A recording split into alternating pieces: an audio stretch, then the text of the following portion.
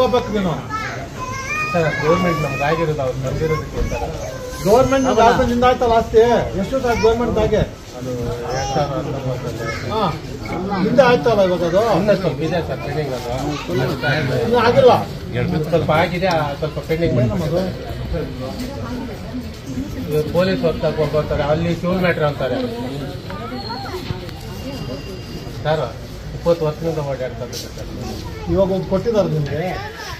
ಅದರಲ್ಲಿ ಎಷ್ಟು 3 ಎಕರೆ ಮಂಜೂರಾಗಿರೋದು, ಎಷ್ಟು ಅದು 2 ಎಕರೆ ಮಾಡಿ ಅಸೋಸಿಯೇಷನ್ ಅವ್ರು ಮಿಕ್ಕಿದ ಏನ್ ಮಾಡಿದ್ರು ಬನ್ನಿ ಪ್ಲಾಟ್ ಇನ್ಸ್ಪೆಕ್ಷನ್ ಮಾಡಿ ಸರ್. ಇದೆ ಸರ್ ಈಗ ಅವ್ರ ಪೇಷಂಟ್ ಇವಾಗ ಎನ್ಕ್ವೈರ್ಮೆಂಟ್ ಇರೋದು ಅವ್ರ ಎನ್ಕ್ವೈರ್ಮೆಂಟ್ ಅವ್ರು ಅಪ್ಲಿಕೇಶನ್ ಹಾಕಿದಾರ, ನಮ್ದು ಓದ್ತಿದ್ದಾರೆ, ಅವಾಗ ಹೋಗಿ ಇದು ಮಾಡಿದ್ರು. ಇವಾಗ ಯಾರು ಎನ್ಕ್ವೈರಿ ಮಾಡ್ತಾ ಇದ್ದೀನಿ ಜಮೀನಿಗೆ? ಸ್ವಲ್ಪ ಸ್ವಲ್ಪ ಹೇಳು. ಗ್ರಾಂಟ್ ಆಗಿದ್ ಮಾತ್ರ ಮಾಡ್ತಾ ಇದಾರ, ಬೇರೆ ಗ್ರಾಂಟ್ ಆಗದ ಮಾಡ್ತಾ ಇದಾರ? ಗ್ರಾಂಟ್ ಆಗಿದ್ದು ನಂಗೆ ಆಗಿರೋದ್ರಲ್ಲಿ ನಿಮ್ಗೆ ಆಗಿದ್ರೆ ನಮ್ಮ ವಕೀಲರು ಇದ್ದಾರೆ, ಸೂಲ್ ಕೋರ್ಟ್ಗೆ ಹೋಗ್ಬೇಕು ನೀನು. ಅದು ಗ್ರಾಂಟ್ ಆಗಿದ್ದು ನಿಮ್ಗೆ ಒತ್ತುವರಿ ಸ್ವಂತ ಫೈಟ್ ಆದ್ರೆ ನಾವು ಕೋರ್ಟ್ಗಳು ನಾವು ಬರೋದಿಲ್ಲ, ಕೋರ್ಟ್ ಇರುತ್ತೆ, ಅದಕ್ಕೆ ಬರಬೇಕು. ಗೌರ್ಮೆಂಟ್ ಜಮೀನಾರ ಮಾಡ್ತಾ ಇದ್ರೆ ಕಂಪ್ಲೇಂಟ್ ಮಿಕ್ಸ್ ಮಾಡಬೇಡ. ಹೇಳಪ್ಪ 2 ಮಾತು ಸರ್. 2 ವರ್ಷ ಆಯ್ತಾ ಸರ್ ಒಂದು ಕಂಪ್ಲೇಂಟ್ ಮೇಡಮ್ ಹತ್ರ. ಆಯ್ತು, ಮಿನಿ ಸೆಕ್ರೆಟ್ರಿ ಅವರು ಏನಮ್ಮ ಅದು ಕಂಪ್ಲೇಂಟ್ 2 ವರ್ಷ ಆಯ್ತು ಅರ್ಜಿ ನಾವು ಲೆಟರ್ ಪ್ಯಾಡಲ್ಲಿ ಕೊಟ್ಟಿದ್ದೀನಿ ಸರ್. DSS ನಾವು ಲೆಟರ್ ಪ್ಯಾಡಲ್ಲಿ ನನಗೆ ಹೇಳೋ ಎಲ್ಲ ಮನುಷ್ಯ ಒಂದೇ. ನನಗೆ ಮನೆಯಲ್ಲಿ ಇಟ್ಬಿಟ್ಟು ನಾನು ಹಂಗೆ ಹೇಳೋದು ಇಷ್ಟಪಡೋದಿಲ್ಲ ನೋಡಿ. ಇವ್ರನ್ನ ಫೋಟೋ ಹಾಕೋದು ನನ್ ನೋವಾಗುತ್ತೆ. ಅದೇ ಅವ್ರ ಫೋಟೋ ಮಿಸ್ಯೂಸ್ ಮಾಡ್ಕೊಳಂಗಿಲ್ಲ ಯಾರು, ಅವರು ನಮ್ಮವ್ರೆ, ಯಾರು ಮಾಡಂಗಿಲ್ಲ. ಇವ್ರ ಫೋಟೋ ಈ ದೇಶದ ಆಸ್ತಿ ಅವರು, ನಾವು ಅದೇ ಸರ್ ನೀವು ಹೋರಾಟ ಸ್ವಂತ ಮಾಡಿ ಸರ್. ಇದು ಮಾಡಬಾರ್ದು, ತಪ್ಪಾಗುತ್ತೆ. ಈ ದೇಶದ ಆಸ್ತಿ ಅದು. ದುಡ್ಡು ಕೇಳ್ತಾರೆ ಸರ್ ಎಲ್ಲ. ದುಡ್ಡು ಕೇಳಿ ಕಂಪ್ಲೇಂಟ್ ಕೊಡಿ, ಆಕ್ಷನ್ ತಗೋತೀವಿ ನಾವು. ಅದೇ ಅರ್ಜಿ ಕೊಟ್ಟಿದ್ದೀನಿ ಸರ್ ಕಂಪ್ಲೇಂಟ್. ಈಗ ಕೇಳಿ ಸರ್ ಮೇಡಮ್ ಅವ್ರನ್ನೇ MLA ಮುಂದೆನೆ ಮಾತಾಡಿದೆ. MLA ಮುಂದೆನೆ ಮಾತಾಡೋಣ. ಸ್ವಲ್ಪ ಕೇಳೋಣ ಹೇಳಿ ಸರ್. ನಾವು ಇವತ್ತು ಬಂದಿರೋದು ಗೊತ್ತು ಸರ್, ಆಫೀಸ್ಗಳು ರೈಡ್ ಮಾಡಕ್ ಬಂದಿರೋದು. ನಾನು ನಿಮ್ಮ ಪಬ್ಲಿಕ್ ಗ್ರೀವೆನ್ಸ್ ಒಂದ್ ದಿವಸ ಬರ್ತೀನಿ ಕೋಲಾರ್ಗೆ, ಅವಾಗೆಲ್ಲ ಕೊಡಿ.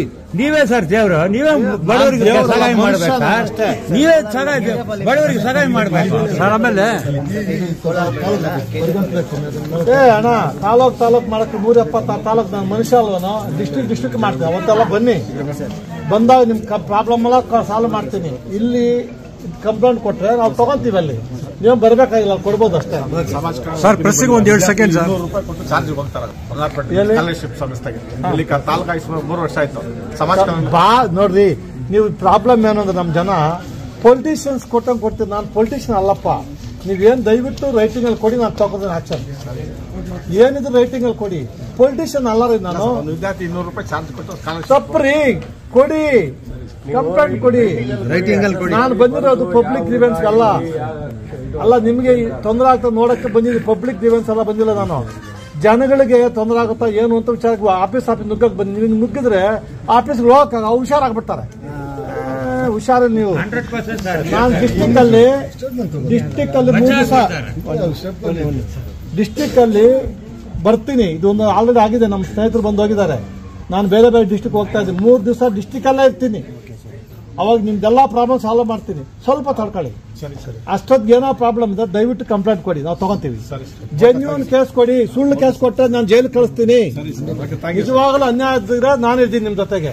ಸುಳ್ಳು ಕೇಸ್ ಕೊಟ್ರೆ ನಾನು ನಿಮ್ಮನ್ನ ಜೈಲು ಕಳಿಸ್ತೀನಿ. ಆಮೇಲೆ ತಪ್ಪು ತಿಳ್ಕೊಬೇಡಿ.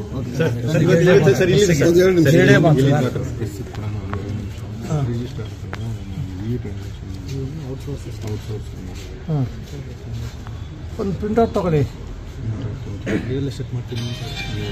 ಅವ್ನು ಇಟ್ಕೊಂಡು ರಿಯಲ್ ಎಸ್ಟೇಟ್ ಮಾಡ್ತಾನಂತಲ್ಲಿ 61,000.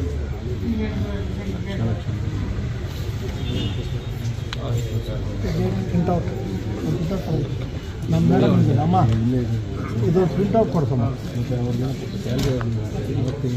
ಯಾವುದು ಕಂಪ್ಲೇಂಟ್ ಕೊಡ್ತೇವೆ ಸಂಬಂಧ ಹೇಳಿ ಸರ್. ಬಿಟ್ಟು ತಹಸೀಲ್ದಾರ್ ಸುಜಾತ ಸರ್ ಬಂದು ಉದ್ದೇಶ ಸರ್ ಅದು ಬೇಡ ಒಂದು ಉದ್ದೇಶ ಸರ್, ಇವತ್ತಿನ ಉದ್ದೇಶ ಅದು ಬೇಡ. ನಾವೇನೋ ಉದ್ದೇಶ ಏನು ದೂರದ ಆಧಾರದ ಮೇಲೆ ಬಂದ್ರೆ ಅದು ಸರ್ ನಾನು ಸರ್ ಒಂದು ಸ್ವಲ್ಪ ಮೇಲೆ ಹೋದ್ರೆ ಎಲ್ಲರೂ ಎಲ್ರಿಗೂ ಯಾಕಂದ್ರೆ ಎಲ್ಲರೂ ಹೈಟ್ ಆಗಿದ್ದೀವಿ, ಸ್ವಲ್ಪ ಯಾರು ಮೇಲೆ ಹತ್ತಬಾರ್ದು. ಎಲ್ಲ ಪ್ರಶ್ನೆಗಳು ಹೇಳಿ ಸರ್. ಹೇಳಿ ಸರ್. ನೋಡಿಯಪ್ಪ, ನಾನು ಬಂದಿದ್ದ ಉದ್ದೇಶ ಏನು ಅಂದರೆ, ಇವತ್ತು ವರ್ಕಿಂಗ್ ಡೇ ನಮಗೆ, ಅಲ್ಲಿ ಕೆಲಸ ಬಿಟ್ಟು ಇಲ್ಲಿ ಬಂದಿದ್ದೀನಿ. ಏನು ಸ್ವಲ್ಪ ಸ್ವಾರ್ಥ ಇದೆ ನಂದು. ಇದು ನನ್ನ ಡಿಸ್ಟ್ರಿಕ್ಟ್ ಅಲ್ಲ, ಇವಾಗ ನನಗೆ 17 ಡಿಸ್ಟ್ರಿಕ್ಟ್ ಕೊಟ್ಟಿದ್ದಾರೆ. ಎಲ್ಲ ಡಿಸ್ಟ್ರಿಕ್ಟಲ್ಲಿ ತಾಲೂಕು ಹೋಗಕ್ಕೆ ಆಗ್ತಾ ಇಲ್ಲ. ಡಿಸ್ಟ್ರಿಕ್ಟ್ ಮಾತ್ರ ಮುಗಿಸ ಹೋಗಿ ಕ್ಯಾಂಪ್ ಮಾಡಿ ಬರ್ತೀನಿ. ಎಲ್ಲೋ ಒಂದು ಕಡೆ ನಮ್ಮ ಡಿಸ್ಟ್ರಿಕ್ಟ್, ನಮ್ಮೂರೇ ನಾನು ಸರಿ ಮಾಡ್ತಾ ಇದ್ರೆ ಹೆಂಗೆ ಅಂತ ಹೇಳ್ಬಿಟ್ಟು ನಮ್ಮ ಡಿಸ್ಟ್ರಿಕ್ಟ್ ಎಲ್ಲ ತಾಲೂಕು ಹೋಗಿ ಶುರು ಮಾಡಿಬಿಟ್ಟಿದ್ದೀನಿ. ಇಲ್ಲಿ ಜಾಸ್ತಿ ಕಂಪ್ಲೇಂಟ್ ಬರ್ತಾಯಿತ್ತು ನನಗೆ, ಏನೋ ನಡೀತಾ ಇಲ್ಲ ಅದು ಇದು ಅಂತ. ಅದಕ್ಕೆ ಈ ಡಿಸ್ಟ್ರಿಕ್ಟ್ ಬಂದಿದ್ದೀನಿ. ಇವತ್ತು ಈ ತಾಲೂಕಿಗೆ ಬಂದಿದ್ದೀನಿ, ಕೆಜಾಪುಗೆ ಬಂದಿದ್ದೀನಿ. ಇನ್ನೊಂದು ತಾಲೂಕಿಗೆ ಹೋಗಬೇಕು, ಅದನ್ನ ಹೇಳೋದ್ರೆ ಎಲ್ಲಿ ಹೋಗ್ತೀನಿ ಅಂತ. ಎಲ್ಲೆಲ್ಲಿ ಜನಗಳಿಗೆ ತೊಂದರೆ ಆಗ್ತಾ ಇದೆಯೋ ಅಲ್ಲಿ ನಾವಿದ್ದೀವಿ. ಜನ ಜೆನ್ಯೂನ್ ಕೇಸ್ ಇದ್ದರೆ ನಾವು ಸಪೋರ್ಟ್ ಮಾಡ್ತೀವಿ. ಸುಳ್ಳು ಕೇಸ್ ಹಾಕಿದ್ರೆ ನಾನು ಅವ್ರ ಮೇಲೆ 3 ವರ್ಷ ಜೈಲು ಕಳ್ಸೋಕ್ಕೆ ಅವಕಾಶ ಇದೆ. ಸುಳ್ಳು ಕೇಸ್ ಯಾರೂ ಹಾಕಂಗಿಲ್ಲ. ಈ ಜೆನ್ಯೂನ್ ಕೇಸ್ಗಳು ಸುಳ್ಳು ಕೇಸಲ್ಲಿ ಮುಚ್ಚೋಗ್ತಾ ಇದೆ. ನಿಜವಾದ ಬಡವರಿಗೆ ಅನ್ಯಾಯ ಆಗ್ತಾ ಇದೆ. ಅದು ಬಡವ್ರ ಮೇಲೆ ಕೂತ್ಕೊಂಡು ಇನ್ಯಾರೋ ಅವರು ಏನೋ ಮಾಡಿಸ್ಕೊತಾರೆ. ಅದು ನಮ್ಮಲ್ಲಿ ನಡೆಯಲ್ಲ. ಲೋಕಾಯುಕ್ತ ಆಫೀಸ್ ಇರೋದೇ ಜನಗಳು ಸೇವೆ ಮಾಡೋಕ್ಕೋಸ್ಕರ. ನಾವು ಎಲ್ಲಿ ಹೋಗ್ತೀವಿ, ನಮ್ಮ SP ಲೋಕಾಯುಕ್ತ ಅವ್ರಿಗೆ ಗೊತ್ತಾಗಲಿಲ್ಲ. ಕೋಲಾರ ಬಂದೆ ನಾನು ಇವತ್ತು. ಅಲ್ಲಿ ಸುಮ್ಮನೆ ತಾಲೂಕುಗಳು ಕೋಲಾರ ಡಿಸ್ಟಿಕ್ಗೆ ಅಂತ ಹಾಕಿದೆ. ಅಲ್ಲಿ ಬಂದಾಗ ಎಲ್ಲೋ ಹೋಗ್ಬೇಕು ಅಂತ ಕೂತ್ಕೊಳ್ಳೋ ಪಕ್ಕದಲ್ಲಿ ಅಂತ. ಇಲ್ಲಿ ಬಂದಾಗ ಹೇಳ್ದೆ, ಇಲ್ಲಿ ಹೋಗೋಣ ತಾಲೂಕು ಆಫೀಸ್ಗೆ ಅಂತ. ಇಲ್ಲಿ ಬರೋವರೆಗೂ ನಿಮಗೆ ಗೊತ್ತಿಲ್ಲ ಅನ್ಸುತ್ತೆ, ಯಾರಿಗೂ ಗೊತ್ತಿಲ್ಲ ಅನ್ಸುತ್ತೆ. ಇಲ್ಲಿ ಬಂದಾಗ ಈ ಆಫೀಸ್ಗಳಲ್ಲಿ, ಎಕ್ಸೈಸ್ ಆಫೀಸಲ್ಲಿ ಪುಣ್ಯಾತ್ಮ 12ವರೆಗೆ ಬಂದು ಯಾರೂ ಪತ್ತೆ ಇಲ್ಲ. ಫುಲ್ ಬಾಗಿಲುಗಳು ಬಂದು. ನಮ್ಮ ತಾಲೂಕು ಆಫೀಸಲ್ಲಿ 68 ಪೆಂಡಿಂಗ್ ಇದೆ ಅಂತ ಅಮ್ಮ ಹೇಳಿದಾಳೆ. ಅವ್ರೊಂದು ಮಾತ್ರ ಬೋರ್ಡ್ ಇದೆ. ಇಲ್ಲಿ 5-6 ಆಫೀಸ್ ಹೋದಾಗ ಒಂದೇ ಒಂದು ಬೋರ್ಡ್ ಇರೋದು ತಾಲೂಕು ಆಫೀಸ್ ಮಾತ್ರ. ತಾಲೂಕು ಆಫೀಸಲ್ಲಿ ಏನೋ ತೊಂದರೆ ಇದ್ದರೆ ದಯವಿಟ್ಟು ಎಲ್ಲರೂ ಜನ ಇದ್ದೀರಿ, ಅಮ್ಮ ಇಲ್ಲೇ ಇದ್ದಾಳೆ, ಯಾರ ಇದ್ರೆ ಒಬ್ಬೊಬ್ಬರ ಹೇಳಿ, ಅದು ಸಾಲ್ವ್ ಮಾಡ್ತೀನಿ ನಾನು. ಎಕ್ಸೈಸ್ ಆಫೀಸು ಮುಚ್ಚೋಗಿದೆ, ಲೇಬರ್ ಆಫೀಸು ಫುಲ್ ಬಂದು, ಅಲ್ಲಿಲ್ಲ, ಯಾರೂ ಇಲ್ಲ. ಆ ಅಮ್ಮನಿಗೆ ಯಾರೋ ಫೋನ್ ಮಾಡಿದ್ರೆ ಬರ್ತೀವಿ ಸರ್ ವೆಯ್ಟ್ ಮಾಡಿ ಅಂತ. ನಾನು ಕಾಯ್ಬೇಕು ಅವ್ರಿಗೆ. 2-3 ದಿವಸ ಆಗುತ್ತೆ ರಜಾ ಹಾಕಿದ್ದಾರೆ ಅಂತ. ಅವ್ರು ರಜಾನು ಅಟೆಂಡೆನ್ಸ್ ಇಲ್ಲ, ಬೀಗ ಹಾಕೊಂಡು ಹೋಗ್ಬಿಟ್ಟಿದ್ದಾರೆ. ಒಂಥರ ವಿಚಿತ್ರ ಇಲ್ಲಿ. ಅಂದರೆ ಪಬ್ಲಿಕ್ ಆಫೀಸು ಹೆಸರಿಗೆ ಸಂಬಳ ಬರುತ್ತೆ, ಟ್ಯಾಕ್ಸ್ ಪೇಯರ್ಸ್ ಬನ್ನಿ, ನಿಮ್ದು ನಮ್ಮ ದುಡ್ಡೆಲ್ಲ ಅವ್ರು ಕೊಡ್ತೀವಿ. ಅವ್ರು ನೆಟ್ಟ ಕೆಲಸ ಮಾಡಲ್ಲ. ಎಲ್ಲ ಒಂದು ಕಡೆ ನಮ್ಮ ಜನನು ಕೇಳೋದಿಲ್ಲ. ಬೀಗ ಹಾಕಿದ್ದಾರೆ ಅಂದ ತಕ್ಷಣ ಮತ್ತೆ ಕೂತ್ಕೋಬೇಕು ಅಂತಲ್ಲ, ನಮ್ಮ ಪ್ರೆಸ್ ಅವರು ಬರಬೇಕು, ಯಾಕೆ ಬೀಗ ಹಾಕಿದ್ರಿ ಅಂತ ಕೇಳಬೇಕು.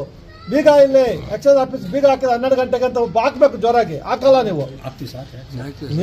ಒಬ್ರು ಹಾಕ್ತೀನಿ, ಎಲ್ರಿಗೂ ಹೇಳಲ್ಲ ಸರ್. ನಾನು ನನ್ನ ಸೇರಿಸ್ಕೊಂಡು ಹೇಳ್ತೀನಿ, ನೀವೆಲ್ಲರೂ ನಾವು ಕೆಟ್ಟವ್ರು ಅಂತ ಹೇಳ್ತಾ ಇಲ್ಲ ಸರ್. ಎಲ್ಲ ಒಂದು ಕಡೆ ನಮ್ದು ನಾವು ಸ್ವಲ್ಪ ಮುಚ್ಕೊಂತೀವಿ. ಅದು ಮುಚ್ಚೋದು ಬಿಡಬೇಕು. ನಾನು ಓಪನ್ ಆಗಬೇಕು, ನೀವು ಓಪನ್ ಆಗಬೇಕು. ಹಂಗಾದ್ರೆ ನಾವೇನಾದ್ರೂ ನಾವೇನಾದ್ರು ಸೇರಿಕೊಂಡು ಸಮಾಜಕ್ಕೆ ಏನೋ ಮಾಡೋಕ್ಕೆ ಪ್ರಯತ್ನ ಮಾಡ್ಬೋದು. ಎಲ್ಲ ಆಫೀಸ್ಗಳು ನೋವಾಗುತ್ತೆ ನನಗೆ. ಇವಾಗ ಅಲ್ಲಿ ಅಂಗನವಾಡಿ ವರ್ಕರ್ಸ್ ಇದ್ರು, ಮಕ್ಕಳು ನೀವೆಲ್ಲ ಬಂದಿದ್ರಿ, ಅವ್ರಿಗೆಲ್ಲ ಹೇಳಿ ಬಂದೆ, ಮಕ್ಕಳಲ್ಲಿ ಮೊಟ್ಟೆ, ಸಣ್ಣ ಮೊಟ್ಟೆ ಅದನ್ನು ಕತ್ಕೊಂಡ್ಬಿಡ್ತಾರೆ. ಅಲ್ಲೂ ಭ್ರಷ್ಟಾಚಾರ, ಮೊಟ್ಟೆಯಲ್ಲೂ ಭ್ರಷ್ಟಾಚಾರ, ಊಟದಲ್ಲೂ ಭ್ರಷ್ಟಾಚಾರ. ಇದು ಆಗಬಾರ್ದು. ನಾನು ಇವಾಗ ಎಲ್ಲ ಕಡೆ ಹಾಸ್ಟೆಲ್ ಹೋಗ್ತಾ ಇದ್ದೀನಿ. ಅಂಗನವಾಡಿ ಹಾಸ್ಟೆಲು, ಈ ಸೆಂಟರ್ಸು, ನಮ್ಮ ಬ್ಯಾಕ್ವರ್ಡ್ ಕಮ್ಯುನಿಟಿ ಹಾಸ್ಟೆಲು, ಬಾಬಾ ಅಂಬೇಡ್ಕರ್ ಹಾಸ್ಟೆಲ್ ಎಲ್ಲ ಹೋಗ್ತಾ ಇದ್ದೀನಿ.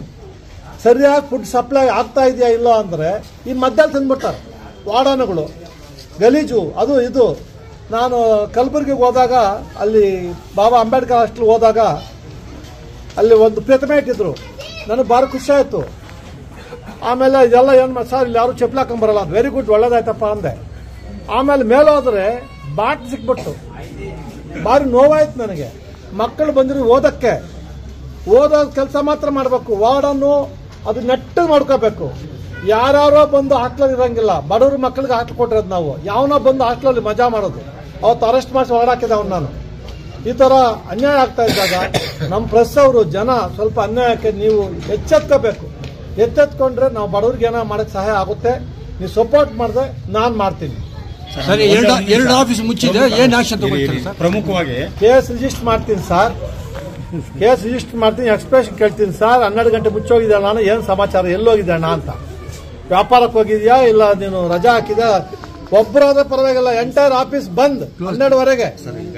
ಹೇಳಿ ಸರ್. ಪ್ರಮುಖವಾಗಿ ಕೆಜಿಎಫ್ ತಾಲೂಕಿನಲ್ಲಿ ರಾಜ್ಯಾದ್ಯಂತ ಎಲ್ಲೂ ಆಗಿಲ್ಲ 523 ಎಕರೆ ಅದು ಕೇಸ್ ನಡೀತಾ ಇದೆ. ಭೂ ಮಂಜೂರಾತಿನ ನಿಮ್ಮ ಇಲಾಖೆನವರ ಕೇಸ್ ನಡೀತಾ ಇದೆ. ಕೇಸ್ ಬಗ್ಗೆ ನೀವು ಕೇಳಂಗಿಲ್ಲ.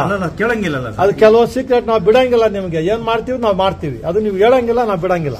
ಕೇಸ್ ಇದ್ದಾಗ ಕೇಳಂಗಿಲ್ಲ ಸರ್. ಇದರಲ್ಲಿ ಒಬ್ರು ಮಾತ್ರ ಇದ್ದಾರೆ ಸರ್. ಇದರಲ್ಲಿ ಒಬ್ರು ಮಾತ್ರ ಇದ್ದಾರೆ ಸರ್. 10 ಗಂಟೆಗೆ ಯಾವ ಆಫೀಸರ್ಸು ಬರಲ್ಲ ಸರ್. 11 ಗಂಟೆವರೆಗೂ ಯಾವ ಆಫೀಸಲ್ಲಿ ಯಾರು ಇರಲ್ಲ. ಯಾರ ಮೇಲೆ ದೂರ ದಾಖಲಾಗಿದೆ ಅವ್ರು ರಾಜಾರೋಷವಾಗಿ ಇನ್ನೂ ಕೆಲಸದಲ್ಲಿ ಕರ್ತವ್ಯ ನಿರ್ವಹಿಸ್ತಾರೆ. ಸರ್ ಏನಾಗಿದೆ ಅಂದ್ರೆ ನಾವು ಕೇಸ್ ರಿಜಿಸ್ಟರ್ ಮಾಡಿದ ತಕ್ಷಣ ನಮಗೆ ಅರೆಸ್ಟ್ ಮಾಡಂಗಿಲ್ಲ. ಎನ್ಕ್ವೈರಿ ಮಾಡ್ತೀವಿ, ರಿಪೋರ್ಟ್ ಗೌರ್ಮೆಂಟ್ ಕಳಿಸ್ತೀವಿ. ಹಂಗೇನ ಗೌರ್ಮೆಂಟ್ ಅಫಿಷಿಯಲ್ಸ್ ಆದರೆ ಅವ್ರನ್ನ ನಮ್ಗೆ ಗೊತ್ತಿಲ್ಲದೇನೆ ರೈಡ್ ಮಾಡಿಸ್ತೀವಿ. ಮನೆಗಳನ್ನ ರೈಡ್ ಮಾಡ್ತೀನಿ, ಅರೆಸ್ಟ್ ಮಾಡಿ ಒಳಗಡೆ ಹಾಕ್ಸ್ತೀವಿ.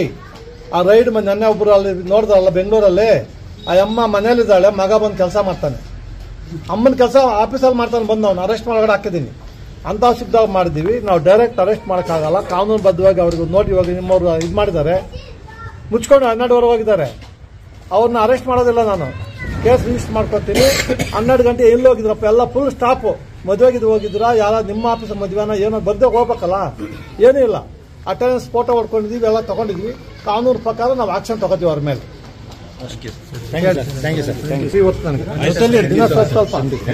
ನಿಮಗೆ ಮಾಹಿತಿ ಇರುತ್ತೆ. ನಮ್ಮ ರೈತರು ಬಂದಿದ್ದಾರೆ, ನಮ್ಮ ಜನ ಬಂದಿದ್ದಾರೆ. ಏನೋ ಮಾಹಿತಿ ಸ್ವಲ್ಪ ನಾನು ಸಪರೇಟ್ ಆಗಿ ಬರ್ತೀನಿ, ಸ್ವಲ್ಪ ಮಾಹಿತಿ ಕೊಡಿ ಸರ್. ಕೂತು ಮಾತಾಡೋಣ. ಮೇಡಮ್ ಅವ್ರಿಗೆ ಅರ್ಜಿ ಕೊಟ್ಟು 7 ತಿಂಗಳಾಯ್ತು.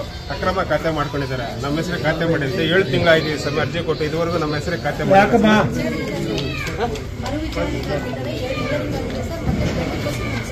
ಹಿಯರಿಂಗ್ ಡೇಟ್ ಕೊಟ್ಟಿದ್ದಾರೆ, ಫಿಕ್ಸ್ ಮಾಡಿದ್ದಾರೆ ಸರ್. ಮರು ವಿಚಾರಣೆ ACDC ಅವ್ರು ಮಾಡಿದ್ಮೇಲೆ ಇವರು ಮರು ವಿಚಾರಣೆ ಇದೆ ಸರ್. ನೀನು ACDC ಆರ್ಡ್ರು ನೀನು ರೀಎನ್ಕ್ವೈರಿ ಮಾಡಬೇಡ, ಹಂಗೆ ಆರ್ಡರ್ ಮಾಡಿದ್ಕೊಡು. AC ಆರ್ಡರ್ ಕೊಡಿಲ್ಲ, AC ಆರ್ಡರ್ ಕೊಡೋಣ. ನೀವು ಫೋನಲ್ಲಿ ಕೊಟ್ಟರೆ ನಾನೇನು ಮಾಡಲಿ? ಫೋನ್ ನೋಡ್ಕೊಂಡು ಅದು ರಿಮ್ಯಾಂಡ್ ಮಾಡಿರ್ತಾರೆ, ರೀಕನ್ಸಿಡರ್ ಮಾಡಿ ಅಂತ. ಅವ್ರು ರೀಕನ್ಸಿಡರ್ ಮಾಡಿದ್ರೆ ಅವ್ರು ಮತ್ತೆ ಎನ್ಕ್ವೈರಿ ಮಾಡಬೇಕು. ನಿಮ್ಗೆ ಗೊತ್ತಿಲ್ಲ, ಸುಮ್ಮನೆ ಏನೋ ಒಂದು ಹೇಳ್ಬಿಡ್ತೀರಪ್ಪ.